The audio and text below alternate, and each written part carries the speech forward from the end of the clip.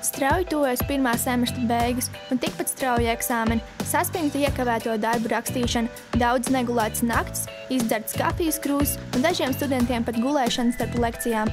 Vai Rīgas Stradiņu universitātē ir daudz studentu, kuriem darbi ir atstāti uz pēdējo brīdi? Cik negulētas naktis ir jāpavada, lai atgūtu iekavēto?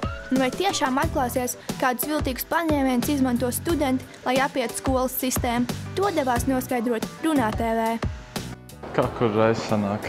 Dažreiz laicīgi, dažreiz pēc pāris dienām. Nē, esmu ļoti labs students.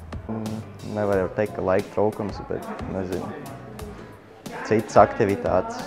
Viņiem nav atbildības sajūtas. Es nezinu, es tā nedaru. Esmu ļoti labs students.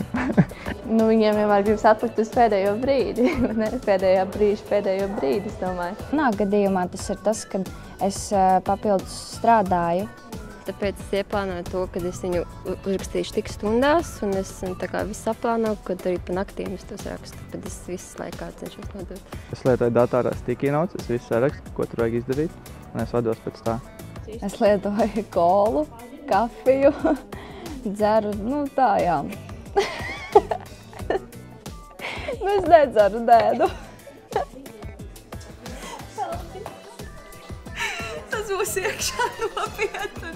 Es no draugiem cenšos tikai izmantot viņu materiālu, ko viņi ir sagatavojuši. 6 stundas darbojušies, riktīgi svīduši un tā. Nē, nekādi. Palielinu to tur atstarpi. Vienreiz palielināju burtu izmēru darbos 12,5, bet nē. Un atstarps būtu ne 1,5, bet 2, citreiz 1,8, 1,9. Profesors Dainis Zelmanis uzskata, ja sociālā studiju blokā būtu budžeta vietas, tas students vairāk motivētu un situācija ar darbu nodošanu būtu labāka. Taču diennaktī ir tikai 24 stundas, un tieši tāpēc viņš apgalvo, ka studentiem ir jāmācās organizēt savus laikus. Vajag mēģināt paskatīt savu, dienu, paplānot, un redzēt, kur kādu laiku es esmu neliederīgi izmantojis katru dienu, ja mēs tā ejot gulēt, pārdomāt, kur es varēju šodien produktīvāk izdarīt kaut ko. Arī būtu labi. Ir jāmācās savu darbu plānot. Ir jāsaka, ka Rīgas Stradiņu universitātē lielākoties ir čakli studenti, bet netrūkst arī parādnieku. Ieva Gudrumoviča, Armands Svelpe, Runā TV.